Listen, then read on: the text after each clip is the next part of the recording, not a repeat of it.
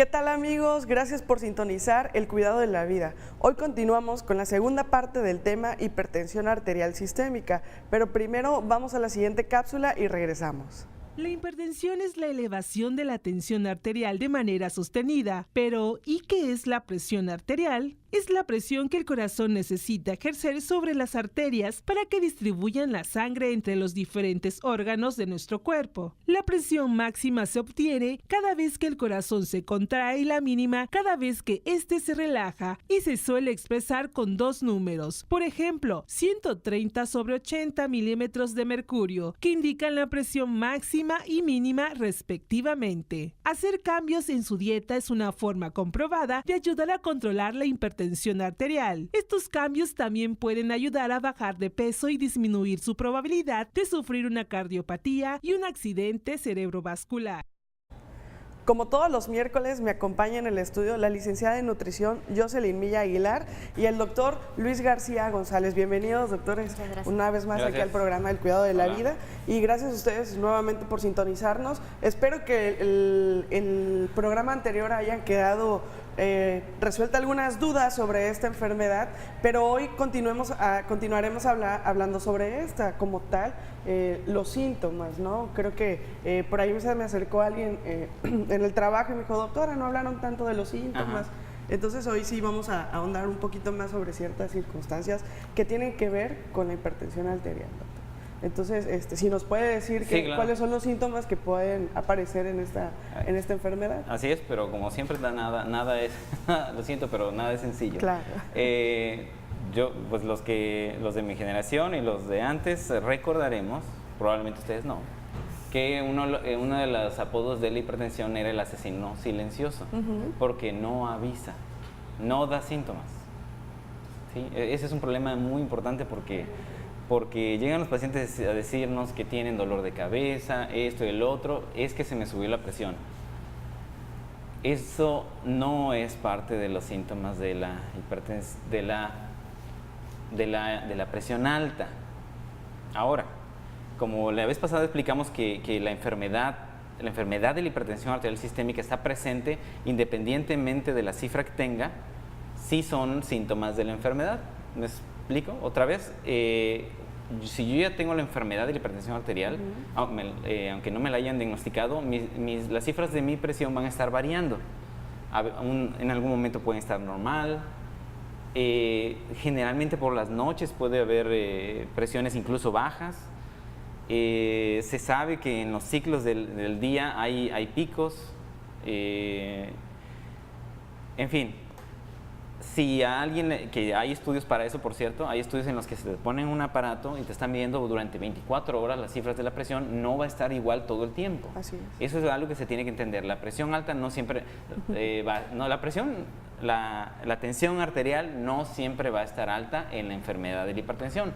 Como la enfermedad va a estar presente todo el tiempo, ahora sí, los síntomas de la hipertensión, de la enfermedad, que no están relacionados con la tensión arterial, ¿me explico? No están relacionados con la tensión, la que le miden, se puede manifestar con mareo, dolores de cabeza, vómitos, básicamente, realmente. Ahora, recuerden que se va desarrollando lentamente y ya pueden detectar cambios en cuanto al metabolismo. Generalmente, como está relacionada a problemas metabólicos, pues ya hay algo de fatiga, claro. Ya a veces hay problemas a veces está relacionado con trastornos del sueño. La visión también borrosa, a veces. La visión borrosa, sí, a veces también. Sí, muchos la asocian con un zumbido de oídos. Exactamente. Ya es cuando ya está establecida como tal la enfermedad. La enfermedad. La enfermedad. Y insisto ahí, la enfermedad. No quiere decir que cuando esté sintiendo esto, la presión necesariamente esté alta. Claro, hay que mencionarles que hay muchas variantes, situaciones, que llevan a esta condición de que se suba la tensión arterial. Sí. Tales como puede ser un evento que cause algún tipo de estrés, sí. Como tal, vivimos lo del terremoto, ¿no? Entonces exacto. Me tocó en la consulta igual, doctora, vengo con mucho dolor de cabeza, le tomamos la tensión arterial y efectivamente tenía cifras elevadas, pero son eventos aislados. Eso sí que quede claro, ¿no? Pueden haber eventos aislados, no precisamente que por una toma ya digan, no, ya soy hipertenso, entonces ese es el factor. Aprovecho el ejemplo para decir esto. Igual podía tener la presión alta, la presión arterial, la tensión arterial la podía tener normal. Y eso no le quita el dolor de cabeza. ¿Me explico? Claro. ¿Dónde está el punto? O sea, aquí no es que yo exijo que la gente sepa lo que es tensión. Es más bien es en qué debemos preocuparnos. Voy a tratar de explicarlo así. Si alguien llega a un servicio de urgencias porque le duele el pecho y trae la presión alta, la urgencia es el dolor de pecho. Claro. No la presión alta. ¿Sí? ¿Por qué? Porque ese dolor de pecho puede significar un infarto agudo del miocardio. Puede. Podría. Y es irrelevante si tiene como causa, si tiene la presión alta o no.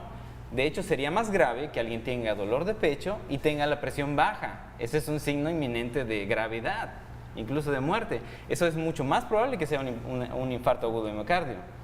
Y muchos tienen esa idea, llegan al hospital de que, es que la tenía alta. ¿Pero por qué llegó al hospital? Es que no podía mover el brazo. Esa era la urgencia, no puedes mover el brazo.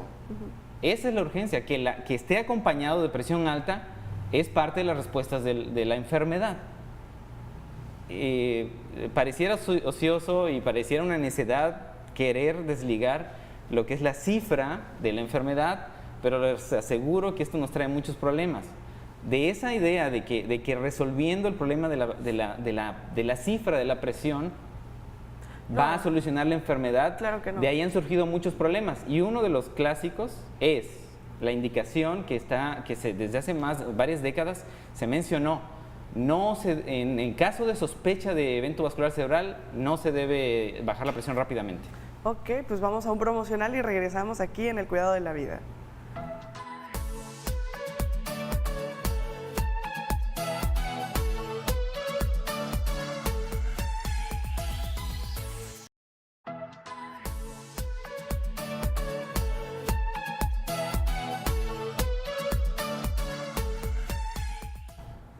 Continuamos con nuestro tema de hoy, hipertensión arterial sistémica, y bueno, en el bloque anterior estuvimos platicando sobre los síntomas y yo creo que es muy amplio, ¿no? Sí. Quiero que sí quede muy claro otra vez, decirles que existen eventos que pueden provocar que se eleve la tensión arterial, que eso es lo que importa.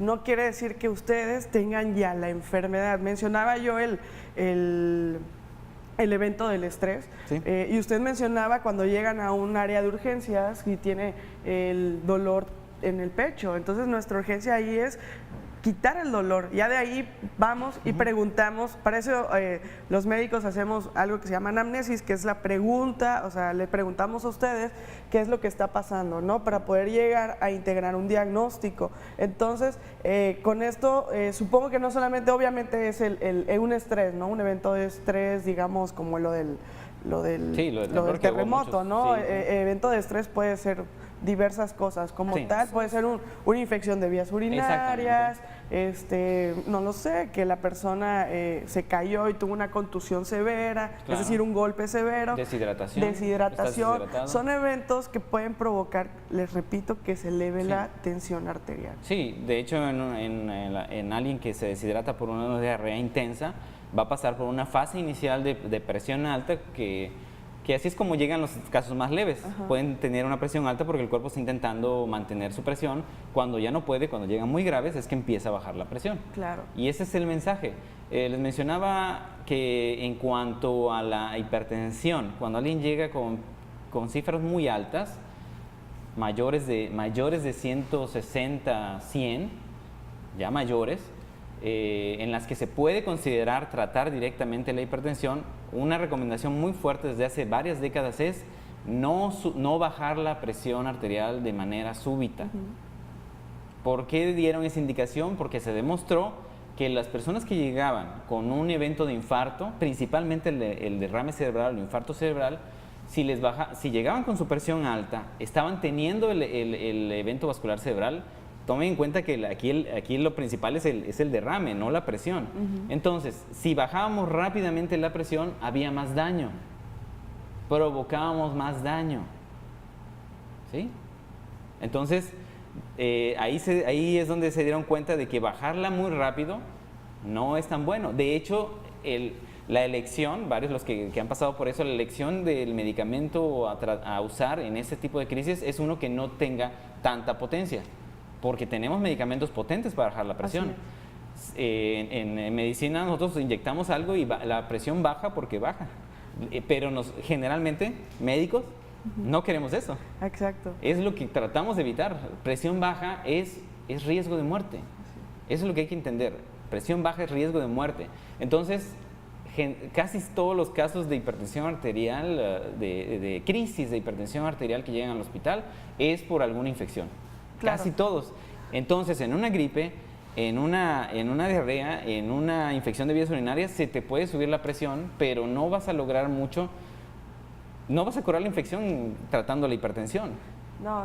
Aquí lo importante es hacerles ver, ¿no? Que para poder llegar a un criterio ya diagnóstico como tal, ya diagnosticar la enfermedad, hay ciertos factores que nos llevan a, como ya usted lo ha mencionado, la alimentación, el sedentarismo, hay factores igual como la edad, ¿sí? La herencia, definitivamente el hecho de que un familiar tuyo tenga la enfermedad de hipertensión arterial puede ser probable que uno lo padezca. Es más probable que desarrolles la enfermedad. Exactamente. ¿Sí? También que la raza, se dice que las personas que son de raza negra son más propensos a padecer de esta enfermedad. Pero bueno, yo creo que aquí lo importante también es la alimentación, ¿no? Yo sé ¿qué dices? Ahí lo que mencionabas, la alimentación es fundamental. En el caso, por ejemplo, de las personas que ya tienen hipertensión, hay que cuidar no solo la cantidad de sal de mesa, sino también hay que cuidar la cantidad de sodio que consumes a través de los productos procesados.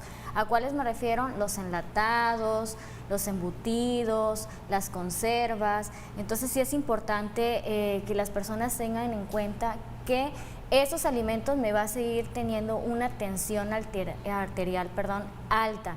Entonces, sí se recomienda la reducción de este tipo de alimentos para poder normalizar lo que es la tensión arterial, como ya estaban ustedes mencionando. Oye, yo sí, y bueno, como en la diabetes, ¿no? Hay un síntoma que es la diuresis, es decir, que orinan mucho.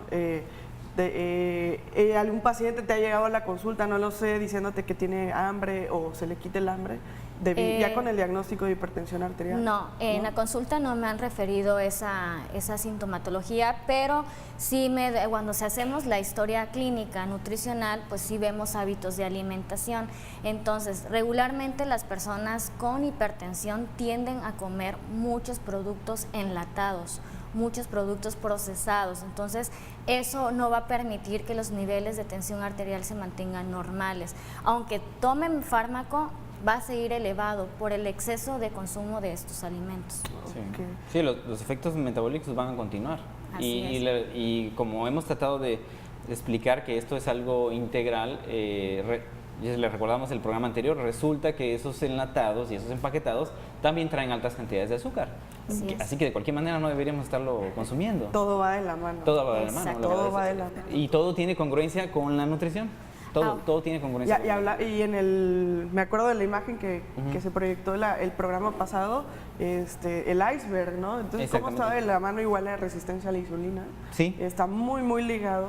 Creo que no lo mencionamos fuertemente. Sí. En la diabetes sí. La persona que tiene diabetes tiene alto riesgo de desarrollar hipertensión. Perdón. Acá está. El que tiene diabetes tiene alto riesgo de desarrollar hipertensión y viceversa. Ahí están, de hecho, estí juntitos. Ahí van de la mano. En la superficie, ahí están, son hermanitos. Tienen un mismo origen. Ahí es donde la genética interviene. En la familia, la mayoría primero tiene hipertensión o tiene diabetes, pero las causas son comunes. Y lo mencionábamos al fondo. Incluso en esta imagen, a propósito lo ponen, no se ve el fondo, porque no lo conocemos, no conocemos todo. Esto no sería ciencia si pretendiéramos conocer todo. No sabemos todavía qué más hay. Les repito que en la parte al fondo están los que creen que es plenamente nutricional y otros que consideran que hay otros factores. Considero yo que es irrelevante porque para la atención médica es relevante porque la nutrición es lo básico, funciona. Excelente, pues vamos a un promocional y regresamos hablando de esta enfermedad, hipertensión arterial sistémica. No se despeguen de su televisor.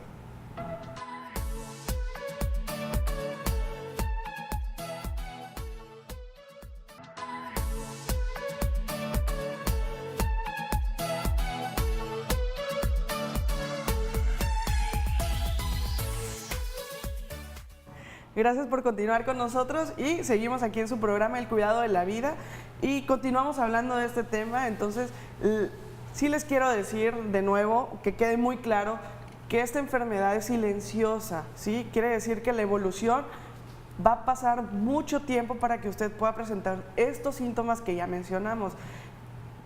Recalco, es silenciosa, ¿sí? Mucho tiempo usted va a pasar sin sentir algún tipo de síntoma como tales. Ya cuando se establezca la enfermedad, puede usted sentir dolor de cabeza, zumbido de oídos, a veces visión borrosa, mareos, muchos llegan a tener vómitos o muchos refieren y coloquial dice, siento un calor en el cuerpo, ¿no? Entonces, esto quiere decir que, bueno, no, ellos lo refieren así, las personas, o palpitaciones, exactamente, palpitaciones, o les cuesta mucho respirar, ¿sí? También tienen dificultad respiratoria, pero, repito, es una enfermedad que para que usted llegue a tener estos síntomas ya establecidos puede pasar mucho tiempo y usted no los presente, por eso se llama la enfermedad silenciosa, el amigo silencioso. Exactamente. Entonces, ya con esto, doctor, ¿cómo estableceríamos entonces el diagnóstico de enfermedad de hipertensión arterial sistémica?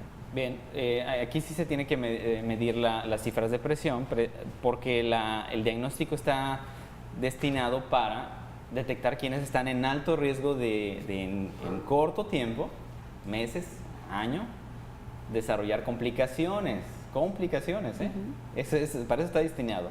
Entonces, de manera general, hay varias situaciones especiales, pero en general, si se detectan cifras arriba de 140-90 en más de 2 ocasiones, ya alguien puede hacer el diagnóstico de hipertensión. Aquí, como no vamos a ser exhaustivos en cómo diagnosticar, hay otros criterios, pero básicamente dense cuenta cómo.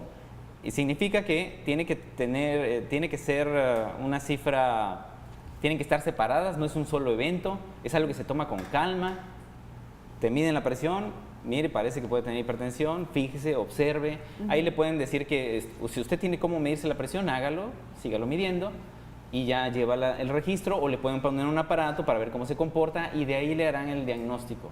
Algunos, ¿sí? Ahora, una pregunta, sí me han preguntado los pacientes, ¿cómo se tienen que tomar la tensión arterial? Porque muchas veces difiere por si ya comieron, por si están en ayunas o no. Ahí, ¿cómo tendría que ser el diagnóstico para las personas que realmente se quieran tomar la tensión arterial? Sí, hay varios estudios sobre el monitoreo, el automonitoreo, es decir, que consiguen un aparato automático.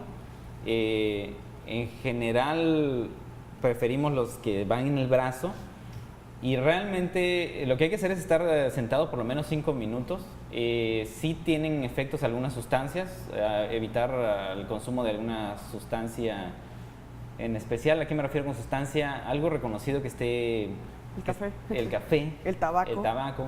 El cigarro. El cigarro y tabaco. Sí. Tienen sus efectos. El té. Refrescos embotellados, ya lo mencionamos, el alcohol. Es decir, pues de preferencia en ayuno, ¿no? De preferencia en ayuno. También me sirven las cifras de la tarde, también las de la noche.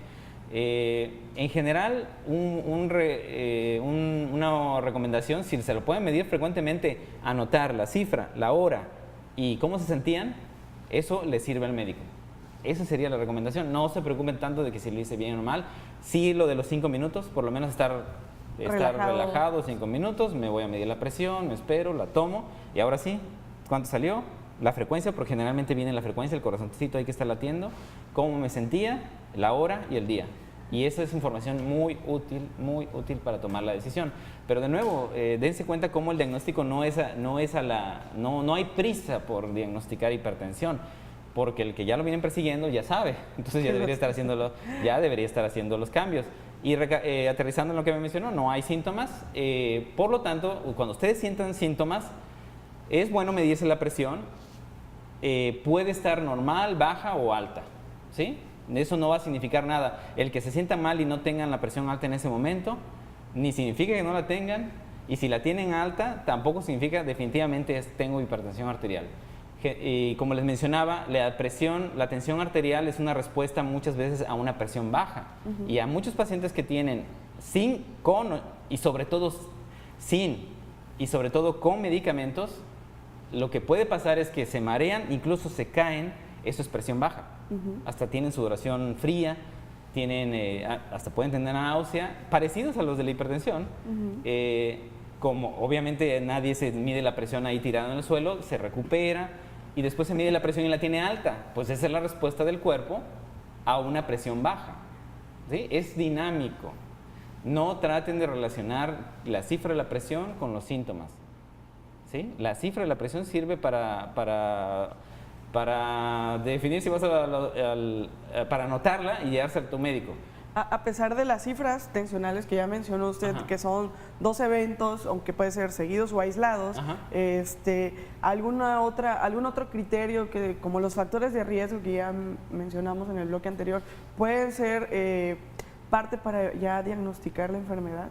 Pues cuando alguien llega con una crisis con cifras muy altas y no encontrarse ninguna causa, pero eso ya es bastante. ¿Y en la consulta? Eso es más médico. No, en general no, porque no hay prisa. Hay algunos criterios con la medición del estudio que se llama presurometría de 24 horas, pero eso es algo médico, o sea, no es algo que vamos a...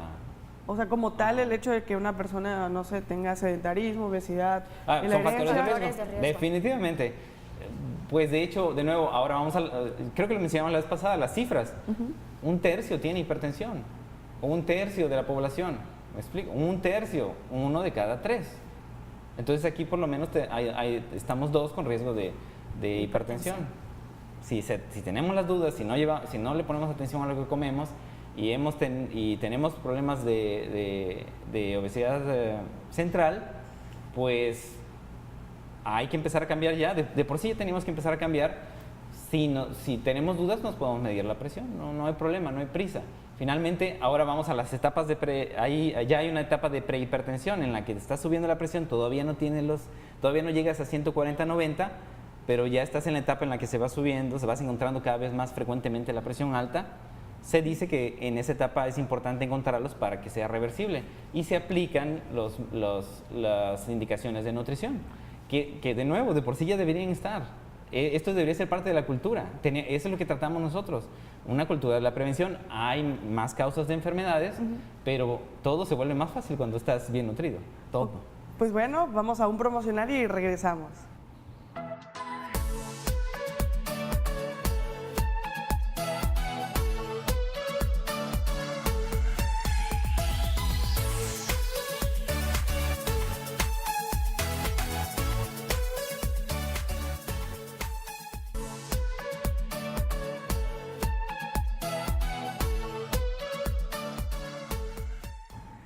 Continuamos con el tema hipertensión arterial sistémica y bueno, aquí es importante entonces, Yossi, ¿cuáles serían las recomendaciones de nutrición para la enfermedad ya de hipertensión?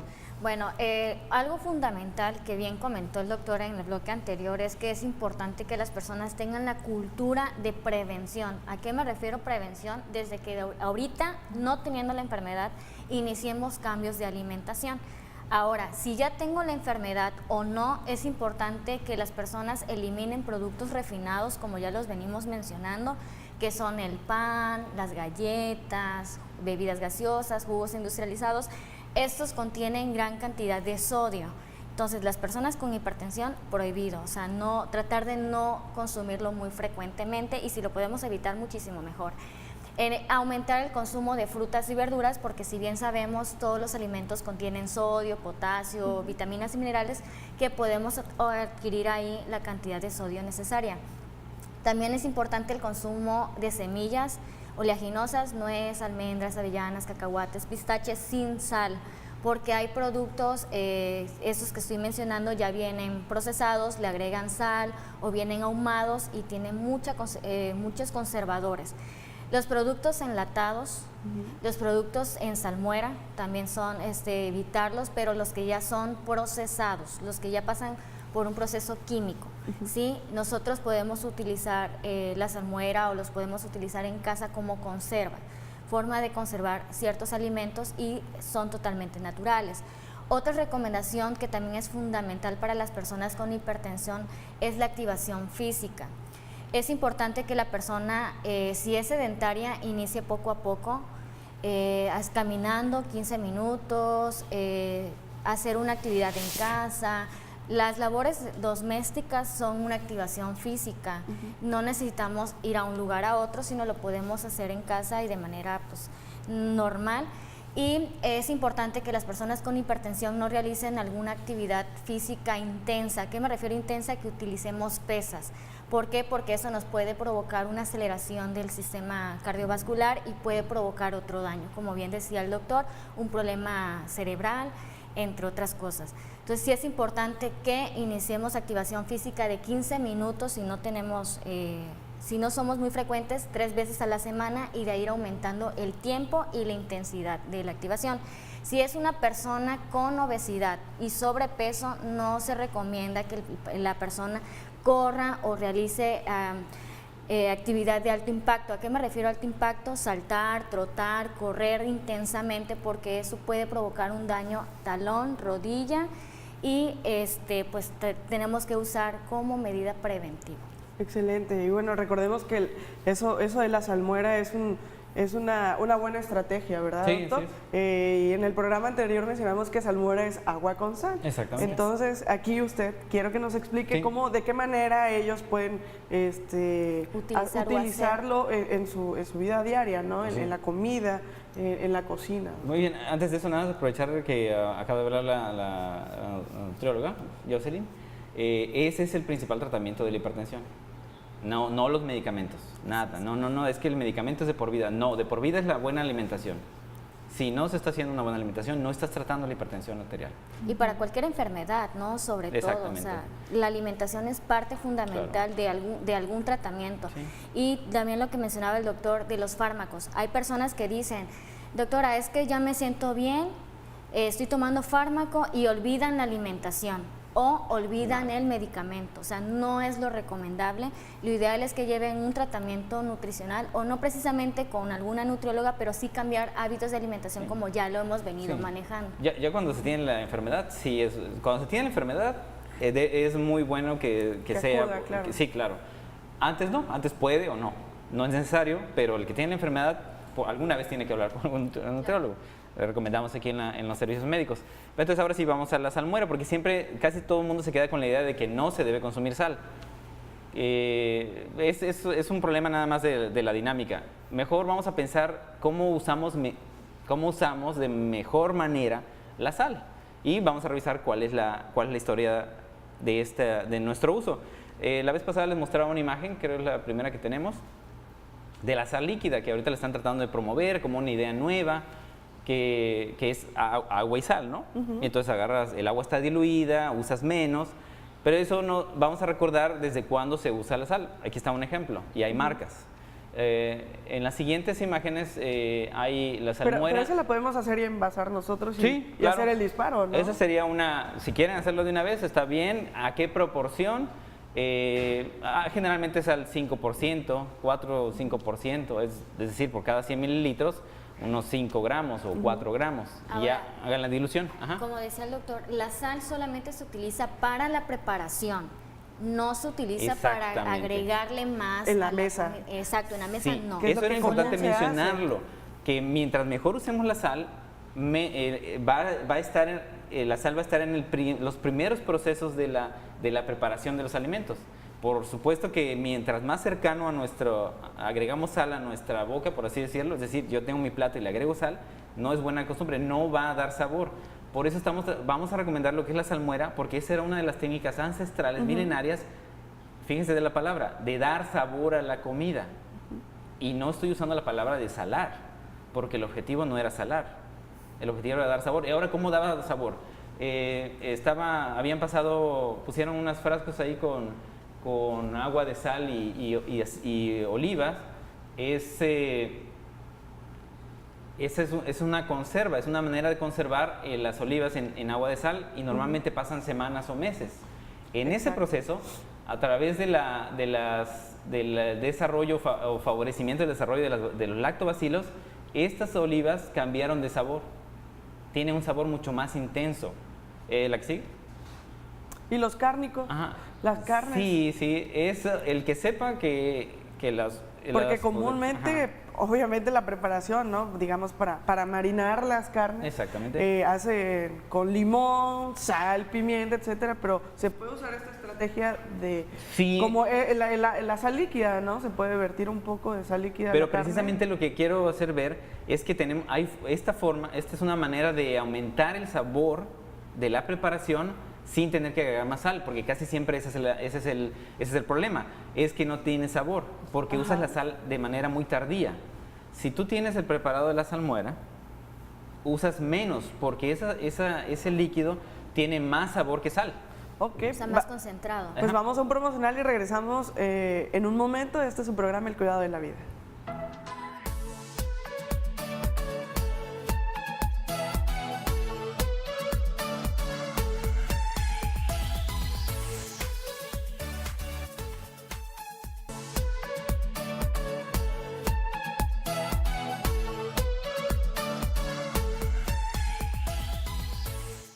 Gracias por continuar en sintonía con nosotros y bueno, continuamos hablando de esto, de algo interesante, de la salmuera, que recordemos es agua con sal y por lo que usted dijo es la preparación de 100 mililitros, 5 gramos de sal. Exactamente. Aproximadamente 5%. Una cucharada, ¿no? Sí, pero esa cucharada va a ser al preparar los alimentos. ¿Cómo? Sí, es decir, antes de hacer la sopa, sí, claro. Con lo que mencionaba, al marinar podría marinar la carne, pero fíjense cómo esto va más atrás. Ya quiero hacer un énfasis de que se ha demostrado de que mientras en estudios que midieron cuándo le pones la sal, si antes de prepararlo, cuando ya está preparado o cuando ya te lo vas a llevar a la boca, normalmente mientras más... menos tiempo está en contacto con la comida, pues, mezclado, más sal le pones. Necesitas. Más le pones. Entonces, por eso es un error estarle agregando sal y por eso recomendaron lo de quitar los saleros de la mesa, que es sal refinada, por cierto. Para empezar, es sal refinada. Eso le iba a preguntar. Entonces, ¿cuál sal? Obviamente quiero yo creer que esa sal, la sal refinada, no es la que usted utiliza para hacer la salmuera. Sí, ¿cuál es la sal recomendada? Pues la que hemos usado, la sal de mar. Y precisamente quiero hablar de la historia, de la salmuera. Nos pasamos lo de los aceites de olivo. Voy a usar el ejemplo de la salsa de pescado romana. Y esa es una salina. Es una salina. Y se obtiene del agua de mar, se evapora. Entonces, esa es la sal de mar. Entonces, eso tiene más nutrientes que una sal refinada, ¿eh? Tiene más minerales. La salsa de pescado, les repito que uso la de Roma porque también lo usan, también en Asia existe, pero se tiende a pensar en algo exótico. Y Roma, pues, es parte de nuestra cultura, aunque no es parte de nuestra cultura, porque es por la interacción Europa-América, nosotros adquirimos eso mismo. Y los romanos usaban una salsa de pescado que consistía, ¿podríamos pasar las imágenes? Tenían toda una industria. Tenían toda una industria sobre la preparación de la salsa de pescado, que era usaban incluso se usaba el agua de mar junto con el pescado se fermentaba y se hacía un concentrado. Hacían un concentrado que se llamaba garum. Y ellos usaban ese salsa de pescado lo usaban para darle sabor a la comida, ¿sí? Y esa es fíjense, y pasaban, esa salsa de pescado tomaba varias semanas para prepararse. No sé si ya tenemos las imágenes para mostrar la industria de la salsa de pescado. Sobre eso hay suficiente evidencia, está bien documentado. También hemos insistido, el problema no es la industria, el problema es hacia dónde va la industria. Esto era una industria en Roma, la que sigue, ahí hay otra más que me gustaría mostrar. Entonces, así, salsa de pescado no nada más salaba, daba sabor, y un sabor intenso. ¿sí? Eso es lo que se ha aprovechado la industria para estos cubitos que traen. Digamos que era la salmuera de ellos. Exactamente, esos cubitos llenos de sabor que todos recuerdan el nombre. Ajá. Esa es la historia, de ahí viene. O sea, no es un invento, es algo que se ha usado desde hace mucho tiempo y esta es la mejor forma. Porque, repito, el problema no es la industria, es para qué usas la industria. Y por supuesto que podemos tener alimentos industrializados, pero que se tengan ingredientes de alta calidad y que no estén refinados. Así es, y como bien mencionaba el doctor, la sal no la utilizaban para dar, bueno, lo utilizaban para dar sabor y como bien dice, aquí lo estamos utilizando para salar las comidas o para sentir el sabor intenso. ¿Qué alimentos puedo utilizar para dar sabor a algunas especies? Puede ser pimienta, puede ser ajo, puede ser las que tengamos en casa, orégano. Incluso hasta la miel, ¿no? Sí, claro. Se puede marinar. Sí, exactamente, sí. podemos utilizar para dar sabor y sazonar el alimento. Y como tú mencionabas lo de las carnes cuando son muy saladas lo utilizan para conservar el alimento y dure más. Por eso es que antes hacían las carnes muy saladas porque no existían los refrigeradores. Pero se puede salar, ¿no? Exactamente. Sí. Y quería mencionar algo sobre porque ahora les va a sonar muy raro, ¿no? Es salsa de pescado, qué feo. Pues fíjense que la salsa catsup es una imitación de salsa de pescado, por cierto. ¿Sí? Y que está muy dulce. Exactamente, azucarada y supuestamente con tomate, ¿verdad? Ok. Supuestamente con tomate. Entonces no es muy raro esto lo de la salsa de pescado, ¿eh? A muchos, la ensalada César, por ejemplo, las usan anchoas. Sí, las anchoas. Son anchoas y las anchoas están en salmuera, ¿sí? Cuando es un buen proceso es nutritivo. ¿Por qué? Porque hay probióticos y prebióticos. Pero cuando se hace de manera acelerada, que es la pregunta que nos hacían aquí en el estudio, que sí, entonces ¿cuál es el problema? Pues todo lo quieres hacer acelerado. Te quieres saltar pasos. En vez de hacerlo de la manera que se demostró que tenía un beneficio, lo sustituyes con algunas sustancias, como algunas carnes que sabemos que les dan sabores, es a través de algo químico. Entonces aquí una estrategia puede ser, antes de hacer un puchero, puedo poner las verduras en salmuera y luego poner a cocer para que ya tenga sabor. Es decir, de nuevo, ¿cómo lo usarías como ese cubito que les digo? O sea, tienes ya tu conserva, que no sé si pueden pasar el video donde cómo se puede hacer. Esta es una forma. Yo recomiendo sin hervir, se puede hacer solamente agua, sal, metes tus verduras limpias. Ahí está. Ajá. Y las metes en el frasco y de ahí lo conservas. No podemos explicar todo el proceso aquí. El que tenga dudas los invitamos a pasar a la universidad si quieren saber cómo hacer la salmuera. Esta es una forma. No necesariamente tiene que ir cocido, pero entonces eso lo agregas a tu caldo, a tu carne, puedes marinar ahí tu carne. Por ejemplo, los chiles. Exactamente, los chiles. Compramos los chiles el ya escabeche. empaquetados. Es como un curtido, por así decirlo. Exactamente. Sí, muchas veces, y varias veces, todos lo saben, mucha gente prepara escabeche y le agrega azúcar. No le agreguen azúcar, no es necesaria. Muchos me responden, cuando yo les pregunto, ¿y por qué le ponen azúcar? Es que es necesario. No es necesario. No es necesario el azúcar, no es cierto. No es necesaria. Para que fermente, no es necesario, ya lo hemos hecho y aparte está escrito, por favor. Claro. Sí. No lo lleva. Sí, es algo recurrente en las recetas de cocina. Entonces es la mejor opción, digamos. Es una opción, el que sepa hacerlo, que continúe. Si quieren hacemos los cálculos, por cada cucharada de salmuera, cuánto estoy agregando de sodio. ¿Sí? Ya está calculado, entonces generalmente tú agarras el preparado, puedes usar la verdura, incluso fruta, incluso fruta, no sé si el video lo tenemos, lo vieron, ¿no? Estaba la col, la cebolla, eso mismo, así como agarramos la latita esa que el que ha hecho escabeche, que agarra el juguito, esa es la salmuera. Pero eso es fácil de hacer en la casa, es facilísimo. La sal es económica y rinde mucho. Pues, vamos a un promocional, regresamos aquí en su programa El Cuidado de la Vida.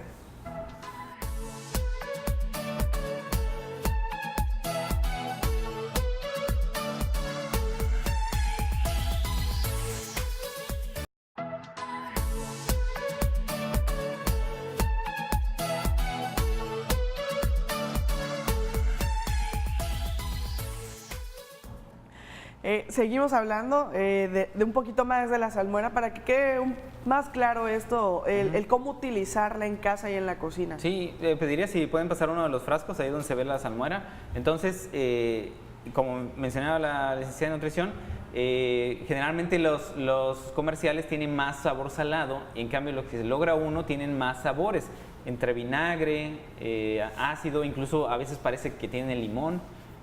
Se puede usar esa misma, en este caso son olivas, puede poner lo que quiera, el escabeche, el chile, el habanero, el amachito, el que quiera, la cebolla morada, agarra ya sea la misma verdura o fruta, la agrega a la preparación o incluso ya en la ensalada, porque así son las ensaladas, o agarra ese mismo líquido para aderezar o para darle sabor, es para dar sabor, para sazonar exactamente. Y así es como se usa. De ahí viene lo de los concentrados que sustituiría a eso que vimos de la sal líquida, ¿no? Exactamente. Eso es. Que de nuevo no les recomendamos agregarla en el platillo, es desde la preparación. La preparación. Excelente, doctor, gracias. Y bueno, yo sí, vamos a nuestro consejo de nutrición de la semana. Entonces, ¿qué nos traes por aquí, Yossi? Bueno, ya habíamos hablado de que al momento de tener una presión arterial alta, o más bien una presión baja, que es la hipotensión, nos puede llegar a dar una deshidratación. Entonces, en este caso yo les voy a recomendar hacer un suero casero que podemos tomar para los procesos de deshidratación, y no solamente para las personas que tienen hipotensión, sino también para aquellas personas que tengan un problema gastrointestinal, podemos también consumir este suero. Vamos a agregarle a un vaso de agua de 250 mililitros, y vamos a agregar agua.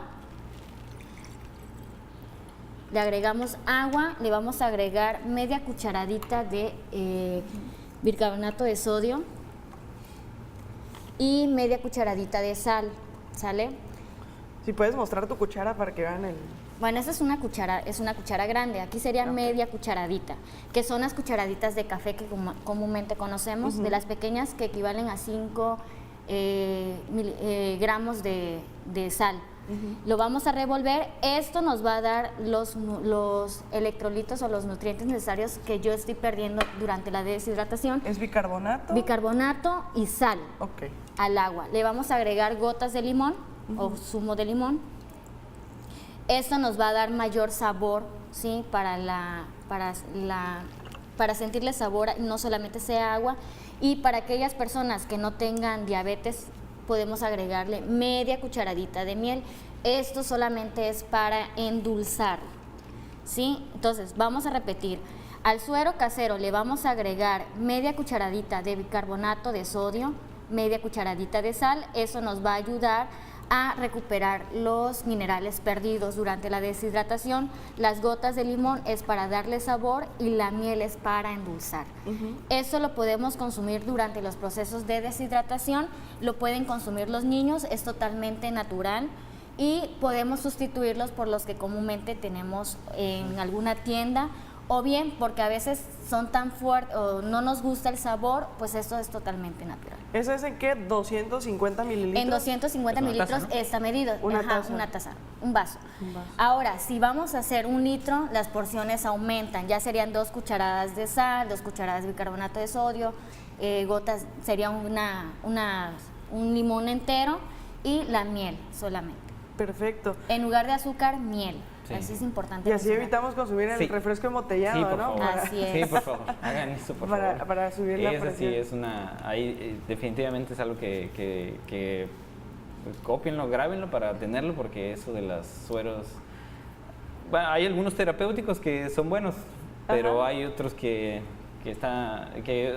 hay unas marcas ahí que andan usando que piensan que son... Que nos los venden como saludables, ¿no? Nos va a dar energía. Exacto. No. Que lo usan los deportistas. Así es. ¿Y sabes por qué lo consumimos? Es lo que tú estás mencionando, porque como lo promociona un deportista, esto me va a sentir con energía. La verdad es que no. Esto es totalmente natural. Por ejemplo, ahorita las personas que cuando hubo lo del temblor y los sismos, que son personas que estuvieron trabajando mucho, esto les va a ayudar para mantenerte totalmente sanos. Y para las personas también que son hipotensas, que tengan presión baja, en lugar de tomar, porque regularmente decimos, tómate una bebida gaseosa y se te va a subir, cómete mejor unos cacahuates, que sean cacahuates un poquito salados, y eso te va a ayudar a nivelar los niveles de tensión arterial. Y esto, ¿no? Eso Y sería eso definitivamente. excelente. Y es natural, es casero y lo podemos consumir. ¿Y qué tal, Doc? Entonces, con esta preparación, ¿es una buena estrategia entonces Sí, claro. para pues, las personas con presión Pues baja? es una buena estrategia para cuando alguien esté deshidratado. Definitivamente es una buena preparación y es accesible, es eficiente Económico. en todos esos sentidos, exactamente, porque es económico, porque puedes tener, es más, esta es una proporción, lo puedes hacer mucho más grande y no te tiene que durar el momento que te lo vas a tomar, o sea, lo puedes dejar preparado. Así es. Así que no es problema, es una buena medida, es una buena medida y aprovechando que quede claro, no se trata de no consumir sal, se trata de consumirla mejor y hay muchas cosas que debemos modificar. Sí, ese es un mito, ¿no? De quito la sal por completo. Mejora tu uso, observa qué estás usando, de dónde viene el exceso. Y acuérdense aprovechando las palabras del binomio entre azúcar y sal, siempre vienen ligadas. En la industria, en los productos, siempre vienen ligadas. Se potencian las dos, en todos los sentidos, en sabor y en efecto en la salud. Y ya con todo lo que hemos mencionado durante el transcurso de ambos programas, ¿cuál sería el tratamiento para la hipertensión arterial? Lo voy a recalcar de nuevo, es la alimentación. Y no es una suposición, no es una percepción mía, está escrito, ahí lo dice. Siempre que escucho es que me dijeron que el medicamento es lo más importante, no. Está mal, lo siento mucho, no y no. Lo principal es la alimentación y sí se logra tratar a alguien con el medicamento, con la nutrición. Gracias, doctor. Ahora, es importante lo que decía el doctor, alimentación, activación física, no deporte, activación física, y eso nos va a ayudar a mejorar para cualquier enfermedad, no solamente hipertensión, sino para todos de manera preventiva. Sí. Excelente, pues bueno, gracias por habernos sintonizado el día de hoy, los esperamos la próxima semana. No se despeguen del televisor, continuamos con la programación de TV UJAT.